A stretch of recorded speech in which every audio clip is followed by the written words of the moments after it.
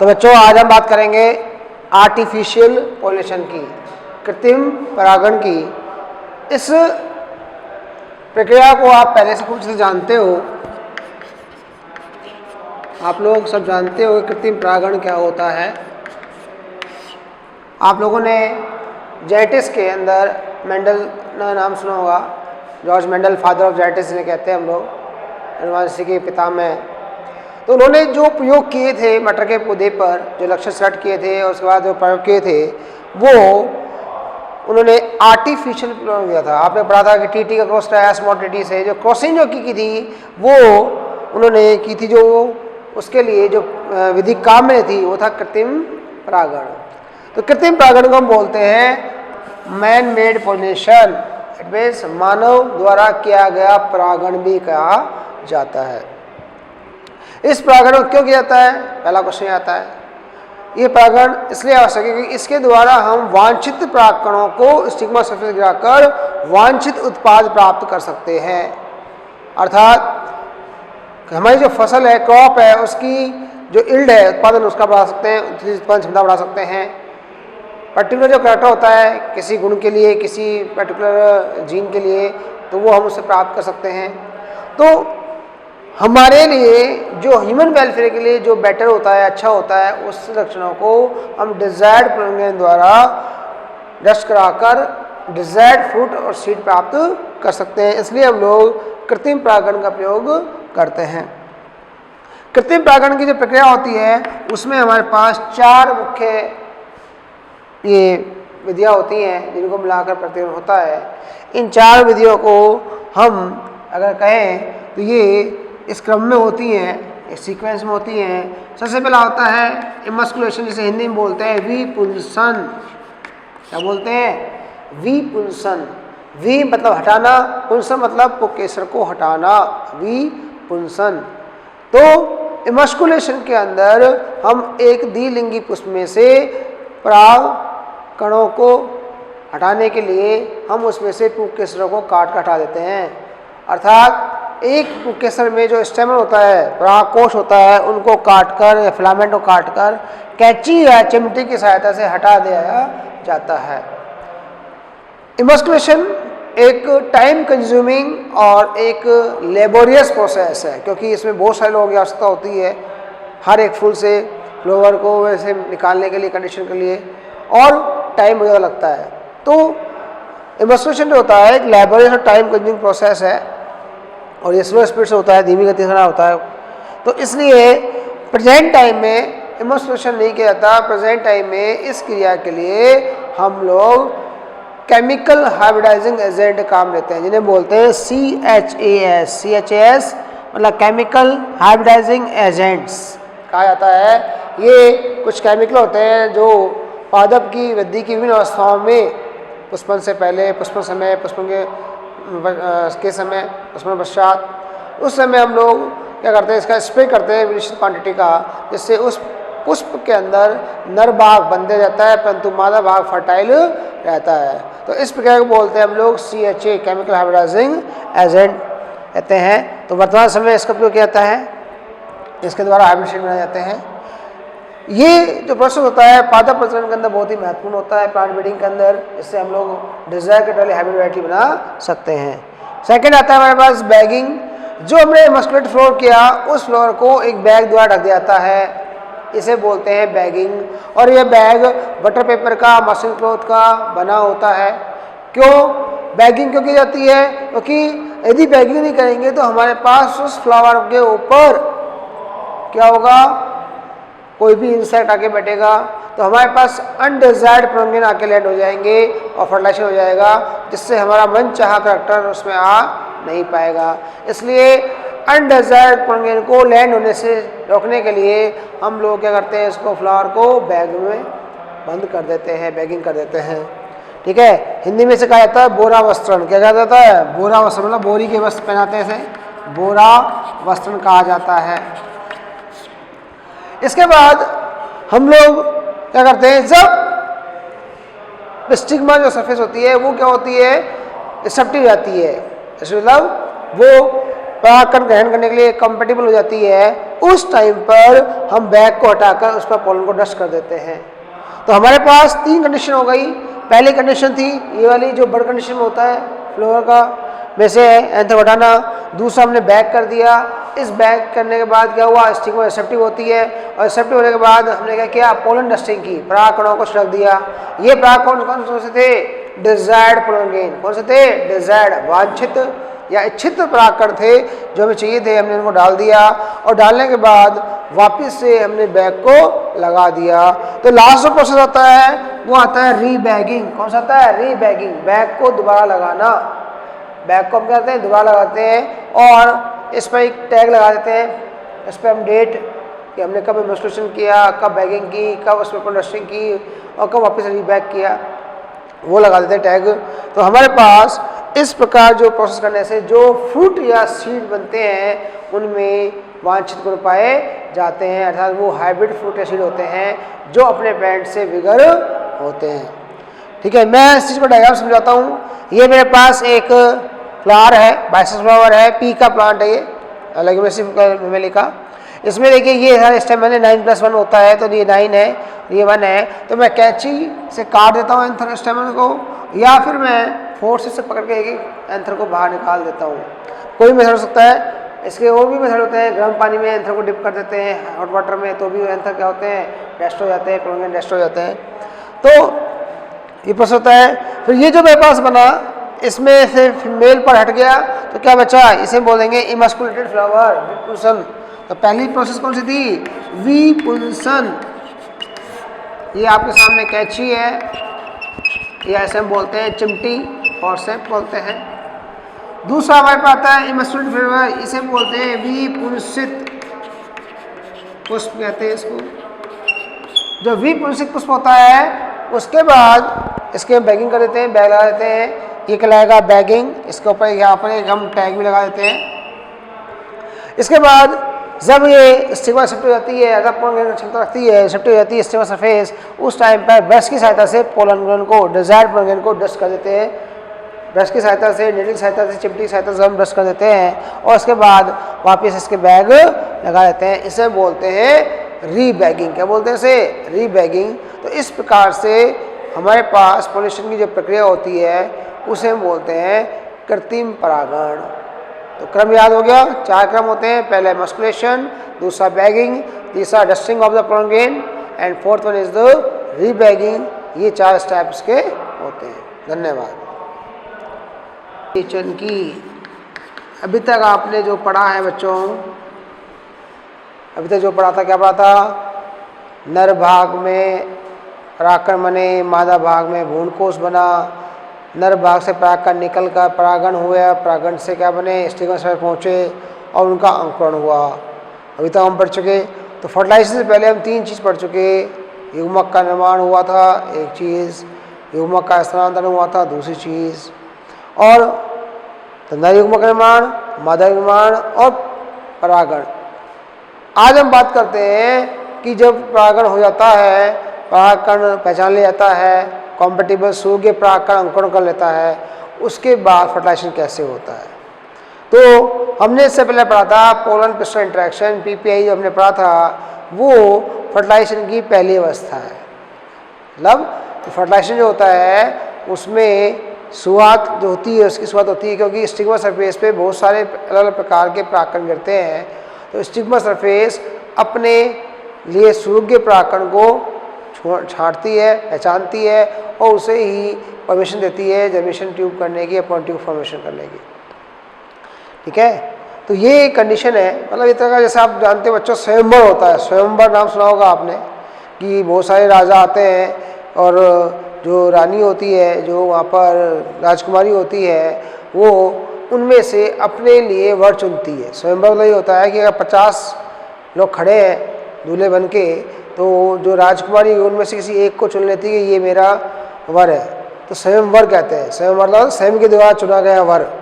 वैसे ही कंडीशन यहाँ पर है कि मेरे पास एक स्टिग्मा सरफेस में बहुत सारे परागकण पड़े हुए हैं, उनमें से स्टिग्मा सरफेस अपने लिए सुयोग्य वर को चुन लेगी। ठीक है, आप अदर समझे, जैसे स्वयंवर ने बताया आपको, वैसे ही यहाँ पे भी कंडीशन है स्टिग्मा कैसी है, फीमेल पार्ट है, राजकुमारी है, और जो पोलन ग्रेन है वो क्या हो गए, वो सारे राजकुमार है। तो राजकुमारी अपने लिए सुयोग्य राजकुमार को ढूंढ लेगी। बात समझ आ गई? तो सेम कंडीशन यहाँ पे है। तो यहाँ पे स्टिग्मा सरफेस होती है, वो अपने लिए सुयोग्य जो परागकण होते हैं उनको चुन लेती है, और ये सुयोग्य परागकण ही फर्टिलाइजेशन क्रिया को प्रारंभ करते हैं। क्लियर? तो पहचानने की जो प्रक्रिया होती है इसे बोलते हैं पीपीआई। पीपीआई का मतलब हुआ पोलन पिस्टन इंट्रैक्शन, परागकण स्थिति से सहकर्षण। उसके बाद फर्टिलाइजेशन की क्रिया प्रारंभ होती है। तो फर्टिलाइजेशन का मतलब क्या होता है, नर और मादा युग्मकों का संलयन क्या कहलाता है, फर्टिलाइजेशन कहलाता है। सिनगैमी होती है, कैरियोगैमी होती है, प्लाज्मोगैमी होती है, आपने पढ़ा है। तो fusion of the male and female gamete, नर और मादा युग्मकों का जो संलयन होता है वो फर्टिलाइजेशन कहलाता है। Firstly fertilisation discovered by the Strasburger. सबसे पहले फर्टिलाइजेशन किसने डिस्कवर किया था, स्टारबर्गर ने किया था 1884 के अंदर, और उन्होंने इसका डिस्कवर किया, इसमें क्या था, मोनोट्रोपा प्लांट। मोनोट्रोपा प्लांट जानते हो आप, पाइप ट्री कहते हैं इसको। तो मोनोट्रोपा नाम पौधा था, किसमें था, मोनोट्रोपा। ये मैंने लिखा हुआ है यहाँ पे, मोनोट्रोपा ये पौधा था। इसके अंदर सबसे पहले उन्होंने इसका अध्ययन किया था और इसी तरह महत्व को समझाया था। तीसरी की जो प्रक्रिया होती है, हमने एंजियोस्पर्म प्लांट के अंदर उसको कई भागों में व्यक्त किया गया है, टुकड़ों में व्यक्त किया है। जो इसके स्टेप्स हैं, डबल फर्टिलाइजेशन से पहले की अवस्थाएं वो कई भाग में होती हैं। उसमें जो पहली स्टेप आती है वो होती है जर्मिनेशन ऑफ पोलन, पराग कणों का अंकुरण। क्या आएगा यहाँ पे, पराग कणों का अंकुरण। ये इसकी पहली स्टेप होती है, पराग कणों का अंकुरण। हम कहें तो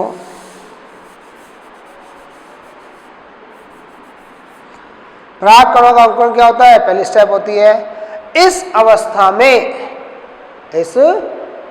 में क्या होगा, जब परागकण स्टिग्मा सरफेस पे गिरेगा, देखो ये रहा बेटा, ये डायग्राम था, समझाया था मैंने। ये क्या है, वर्ती का सतह है। जब परागकण इस पे गिरेगा, ये परागकण है, जब इस पे गिरेगा तो सुयोग्य परागकण जो होगा वो जल ग्रहण करेगा, और जल ग्रहण करके फूल जाएगा। क्या हो जाएगा, फूल जाएगा। और फूलने के बाद क्या होगा, अंकुरण। जैसे आपने देखा है बीज में अंकुरण होता है, हमारे पास जो बीज होता है पानी डाल देते हैं, फूल जाता है, उसमें अंकुरण निकलता है। वैसे ही परागकण का अंकुरण भी हाइड्रेशन द्वारा होता है। जब ये परागकण स्टिग्मा सरफेस पर गिरते हैं तो इनमें हाइड्रेशन होता है, जल ग्रहण होता है, जिसके द्वारा फूल जाते हैं। और इसमें उपस्थित जो इंटाइन होती है, आंतरिक भित्ति होती है, अंतःचोल होता है, उसकी वोल प्राणलिका निर्माण करती है। तो ये मेरे पास एक प्राणलिका बन जाती है, और ये प्राणलिका स्टिग्मा में और स्टाइल में प्रवेश करती है। ये स्टिग्मा है और ये स्टाइल में प्रवेश करती है। क्लियर? अब क्वेश्चन आता है कि प्राणलिका निकलेगी कहाँ से। तो आप लोगों ने पढ़ा हुआ है कि परागकण जो होता है, परागकण के अंदर जो पोलन वाल बनी होती है, दो भागों में बटी होती है। जैसे बोलते हैं हम लोग क्या, एंटाइन और एक्साइन। ये पोलन वाल पड़ी हुई है आपने। तो एक्साइन जो होता है बाह्यचोल होता है, एंटाइन क्या होता है, अंतःचोल। बाह्यचोल जो होता है उस पर कुछ स्थानों पर गड्ढेनुमा संरचना मिलती है या छिद्रनुमा मिलती है, लेंस क्या संरचना मिलती है, जिन्हें बोलते हैं जरमपोर। क्या बोलते हैं, जरमपोर, या हिंदी में बोलते हैं जनन छिद्र बोलते हैं, उनको बोलते हैं। प्राणलिका जनन छिद्र से ही बाहर निकलती है। दूसरा मेडिकल क्वेश्चन आता है आपका यहाँ पे कि प्राणलिका की भित्ति किसकी बनी होती है। तो आंसर आता है पैक्टोसेलोज, क्योंकि मैं पहले बता चुका हूँ परागनलिका की भित्ति इंटाइन ही होती है, अंतःचोल ही होता है जो परागनलिका की भित्ति का निर्माण करता है। तो देखिए ये इंटाइन दे रखी है, और इस इंटाइन ने क्या बना दिया, परागनलिका की भित्ति बनाई।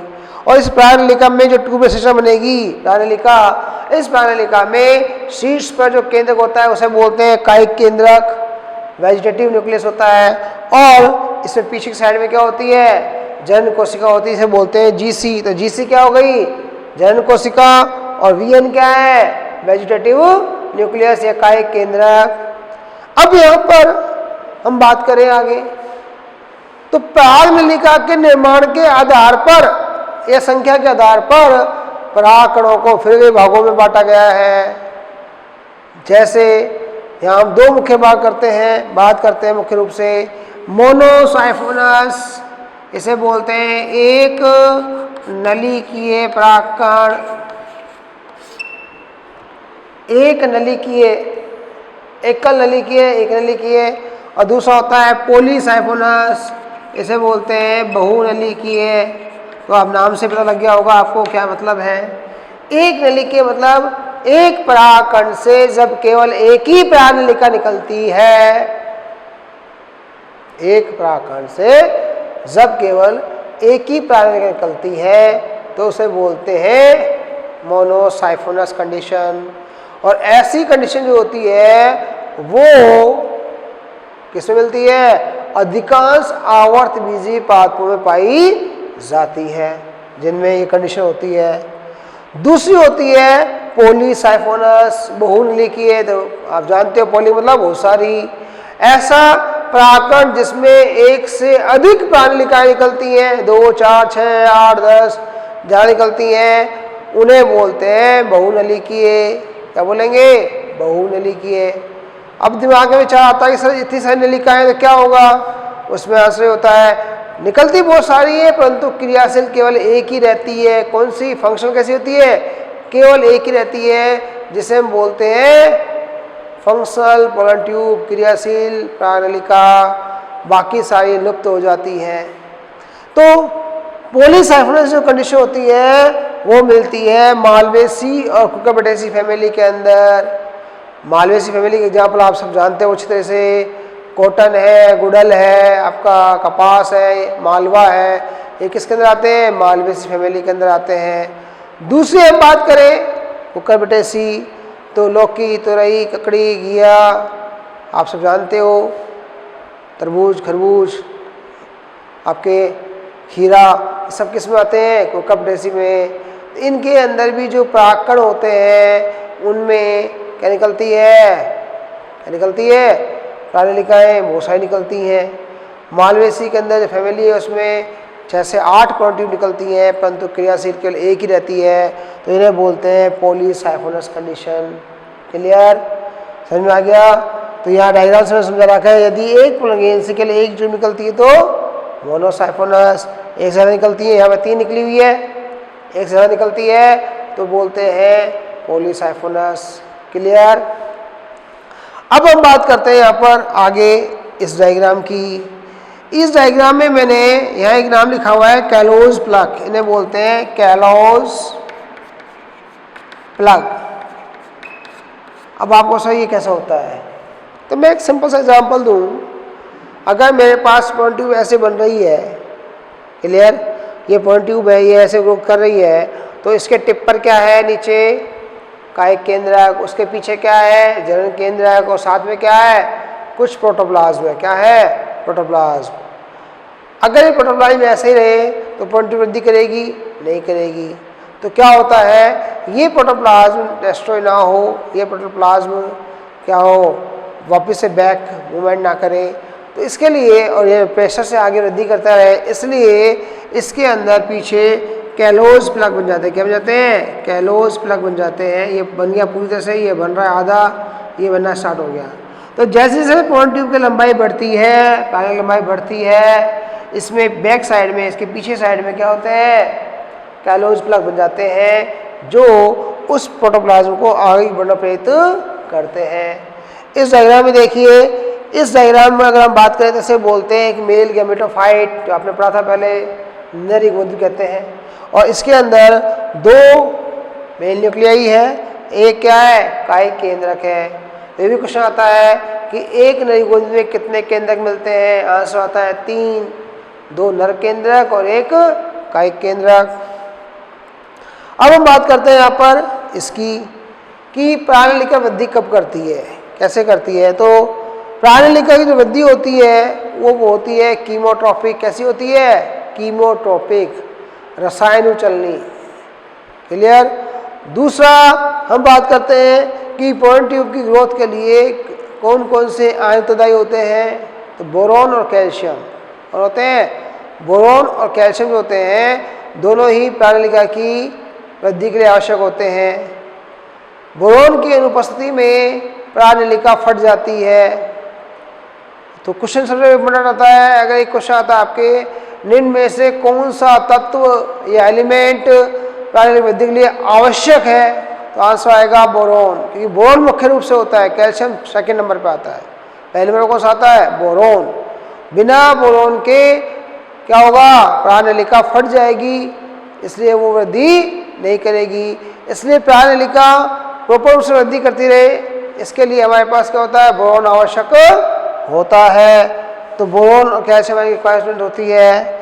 तीसरा होता है हमारे पास टेम्परेचर, कि प्राणलिका की वृद्धि के लिए क्या औसत तापमान होना चाहिए। तो मैं औसत बता रहा हूँ, ये सबके लिए अलग है, परंतु औसत तापमान जो होता है वो 20 से 30 डिग्री का होना चाहिए। क्लियर है। तो ये आपके बारे में जो प्राणलिका अंकुरण के बारे में मैंने कुछ बातें समझाई आपको, पहली स्टेप। अब हमारे पास प्राणलिका बन गई, वृद्धि कर रही है, स्टेमा से वृद्धि करेगी, स्टाइल में आएगी, स्टाइल से वृद्धि करती है ओवरी में आएगी, और ओवरी से वृद्धि करते हुए कहाँ आएगी, वो ओव्यूल में प्रवेश करेगी। क्लियर है। स्टाइल इसको पोषण प्रदान करेगी। तो जब ओव्यूल में वृद्धि होगी तो ओव्यूल में वृद्धि किस प्रकार से होगी मैं आपको समझाता हूँ। यहाँ लिखा है मैंने, entry of the pollen tube in ovule, यहाँ पे जो लिखा हुआ है आपके सामने, इसका मतलब हुआ कि पराग नलिका का बीजांड में प्रवेश।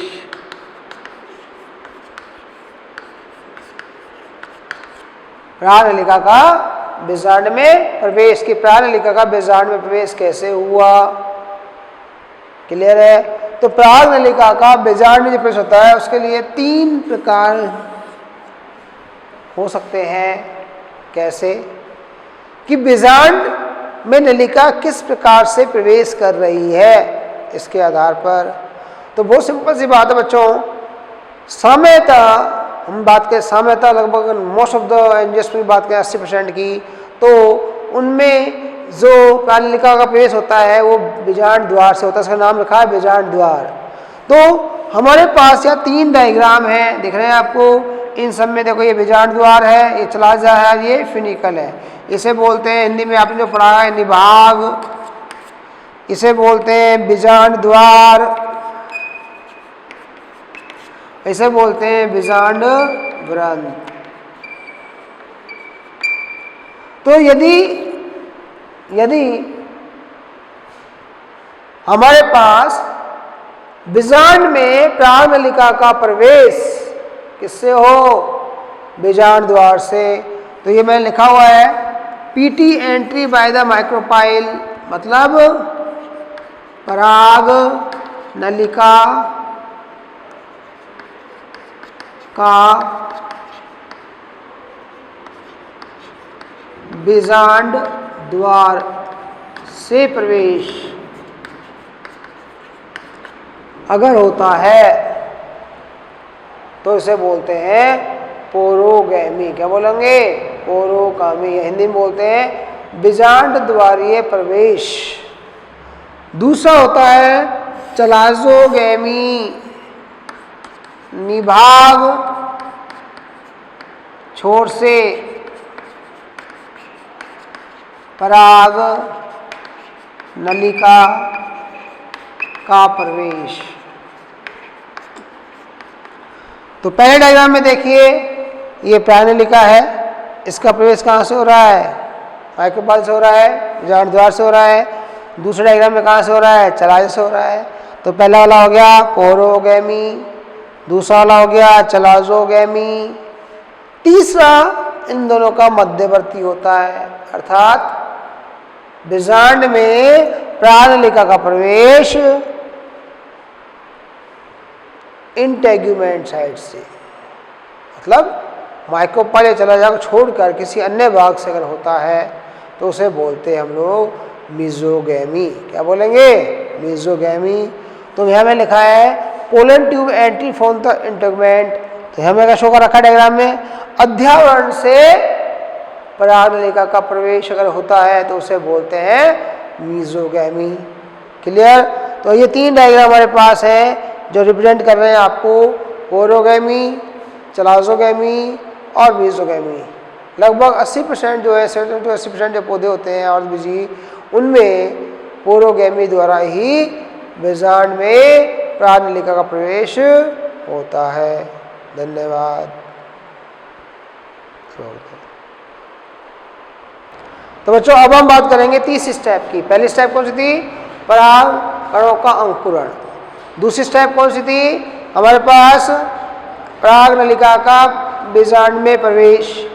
अब हम बात करते हैं पराग नलिका का भ्रूण कोश में प्रवेश। क्या आएगा ये? पराग नलिका का भ्रूण कोश एम्ब्रियो सैक में प्रवेश। क्लियर? तो आपने भी मैंने बताया आपको कि बीजांड में जो प्रवेश होता है वो प्रवेश किसी भी प्रकार से हो सकता है। कैसे? बीजांड द्वार से हो रहा है तो पोरोगैमी, चला जैसा होता है चलाजोगैमी, और अगर इन दोनों से नहीं हो रहा, अध्यावरण से हो रहा है या किसी और भाग से हो रहा है तो क्या बोलते हैं उसको? मीजोगैमी। क्लियर? तो बीजांड में पराग नलिका का प्रवेश किसी भी प्रकार से हो सकता है, परंतु भ्रूण कोश में पराग नलिका का प्रवेश सदैव माइक्रोपाइल छोर से ही होता है। अर्थात पराग नलिका का प्रवेश एग एपिटस से ही होता है। अब ऐसा क्यों होता है? क्योंकि एग एपिटस में ही एग पाया जाता है और एग एपिटस में जो एग होता है वो अपने मेल न्यूक्लियस से फ्यूज होगा और उससे जायगोट का निर्माण होता है। तो यहाँ में लिखा हुआ है the entry of the pollen tube in embryo sac is always micropyle. अर्थात पराग नलिका का निर्माण सदैव बीजांड द्वार से ही होता है। किसमें? भ्रूण कोश में। बीजांड में कैसे हो सकता है, परंतु भ्रूण कोश में प्रवेश होगा वो कहाँ से होगा? हमेशा बीजांड द्वार से ही होगा। क्लियर? अब चलते हैं आगे। जब पराग नलिका बीजांड द्वार में प्रवेश करेगी तो उसी समय बीजांड द्वार में प्रवेश करेगी उस समय अंड समुच्चय जो एग एपिटस था उसमें से 2 सहायक कोशिकाओं में से एक सहायक कोशिका अपाशित हो जाती है, अर्थात उसकी भित्ति नष्ट होना प्रारंभ कर देती है। वो कोई सी हो सकती है दोनों में से। तो एक अंड कोशिका अंड कोशिका के साथ में 2 सहायक कोशिका होती है, उनमें से एक सहायक कोशिका क्या होती है? अपाशित होना प्रारंभ कर देती है। क्लियर है? और यहाँ पर उपस्थित जो होते हैं सहायक कोशिकाओं में उंगली नुमा प्रबंध पाए जाते हैं, जिन्हें बोलते हैं क्या? फिलीफॉर्म समुच्चय कहते हैं, फिलीमो एपेटस कहते हैं। वो फिलीफॉर्म एपेटस जो होते हैं वो पराग नलिका को अंड समुच्चय में प्रवेश करने के लिए सहायक होते हैं। क्लियर? और सहायक जो होती है उसमें प्रवेश कराते हैं। तो हमारे पास ये 2 जो सहायक कोशिका है उनमें से एक अपाशित होती है। तो देखो यहाँ पे बच्चों जब ये एंट्री हुई तो यहाँ पर देखिए एक हो गई, इसे बोलते हैं हिंदी में अपहासित सहायक कोशिका या सहायक कोशिका। क्लियर? ये मेरे पास क्या है? बीजांड द्वार।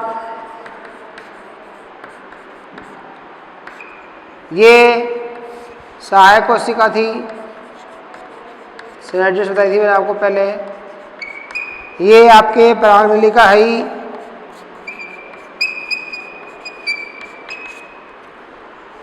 ये एग है, ये सेंट्रल सेल है, ये फिलीफॉर्म एपेटस है, चलाजा है, और ये जो सेल होती है बोलते हैं एंटीपोडल सेल। क्लियर?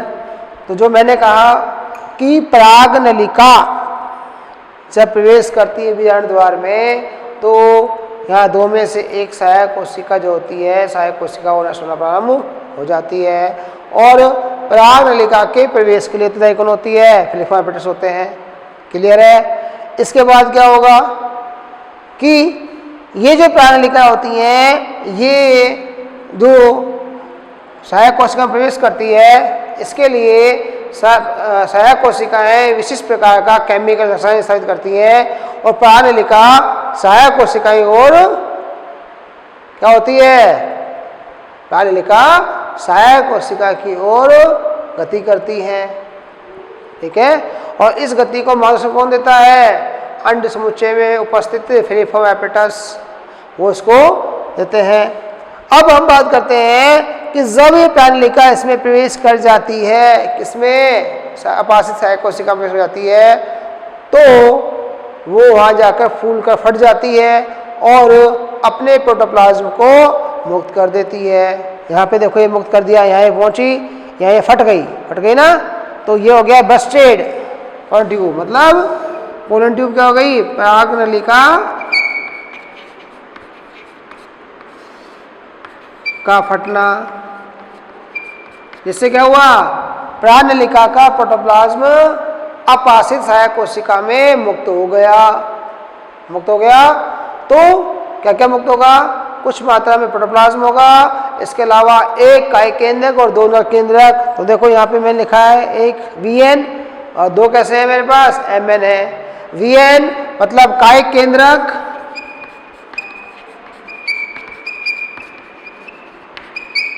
और ये नर केंद्रक और ये सहायक केंद्रक। सहायक कोशिका जो केंद्रक होता है, सेल न्यूक्लियस, वो होता है। तो एक क्वेश्चन आता है मेडिकल में, आया हुआ है बहुत पहले, मेडिकल एग्जाम में आता है कि एक अपहासित सहायक कोशिका में प्राणनलिका के प्रवेश के पश्चात कितने केंद्रक उपस्थित होते हैं। तो क्या आंसर आएगा, 4। कैसे, एक सहायक कोशिका खुद का केंद्रक, एक VN केंद्रक और 2 नर केंद्रक। तो ये अपने पास हो गए SN, VN और MN। तो कितने भी हो गए यहाँ पे, एक वाइट है, एक ग्रीन है, 2 येलो है, तो 4 हो गए। तो ये कितना आंसर आएगा, 4 केंद्रक। क्लियर है, तो प्राणनलिका फट जाएगी, 4 केंद्र मुक्त हो जाएंगे, 3 केंद्र मुक्त हो जाएंगे। कितने हो गए, 4 केंद्र हो गए। इनमें से 2 केंद्रक होते हैं SN और VN, वो डिजेनरेट हो जाते हैं बाद में। और जो सहायक कोशिका होती है उसका प्रोटोप्लाज्म कुछ डेंस बॉडी के नजर में आता है, कुछ डेंस बॉडी के रूप में नजर आता है, जिन्हें बोलते हैं एक्स बॉडीज। क्या बोलते हैं इनको, एक्स बॉडीज। मैंने लिखा है देखो यहाँ पे रहा, X bodies are present the degenerated synergids. Clear है। अब ये क्वेश्चन भी आया मेडिकल में कि एक्स बॉडीज क्या होती हैं, तो डिजेनरेटेड सहायक कोशिकाओं में उपस्थित डेंस बॉडीज होती हैं, जिन्हें बोलते हैं एक्स बॉडीज। ठीक है, तो मैं आगे इसको रिपीट देते हैं डायग्राम से। सबसे पहले क्या हुआ, सहायक कोशिका, इसमें प्राणनलिका ने प्रवेश किया माइक्रोपाइल में। इस टाइम पे क्या होगा कि जो सिनर्जिड्स होती हैं वो कुछ रसायन स्थापित करती हैं, जिसके द्वारा प्राणनलिका क्या होता है, इसमें प्रवेश करती है एगेपेटस में। इनमें से 2 सहायक कोशिकाओं में से एक सहायक कोशिका क्या होती है, अपाशित होती है। फिर फिलिफॉर्म एपेटस जो होते हैं वो प्राणनलिका को सहायक कोशिका में, कौन सी सहायक कोशिका, अपाशित सहायक कोशिका में प्रवेश करने के लिए प्रेरित करते हैं, मार्गदर्शन देते हैं। यह प्राणनलिका अपाशित सहायक नलिका में प्रवेश करती है। प्रवेश करने के बाद ये क्या होता है, फट जाती है प्राणनलिका और इसका प्रोटोप्लाज्म मुक्त हो जाता है। और इसके मुक्त होने से क्या होगा, नर केंद्रक और एक कायिक केंद्रक, 2 नर केंद्रक और एक कायिक केंद्रक मुक्त हो जाते हैं। और इसका प्रोटोप्लाज्म जो होता है वो डैश होकर डिजेनरेट हो जाता है, नष्ट हो जाता है, पोषण में कम जाता है। और ये 2 नर केंद्रक होते हैं, ये डबल फर्टिलाइजेशन करते हैं, अर्थात इन 2 नर केंद्रक में से एक नर केंद्रक तो पोलर सेल से सेंट्रल सेल जुड़ जाता है जो भ्रूणपोष का निर्माण करता है, और दूसरा एग के साथ जुड़कर जायगोट का निर्माण करता है। क्लियर है ना? Okay, thank you.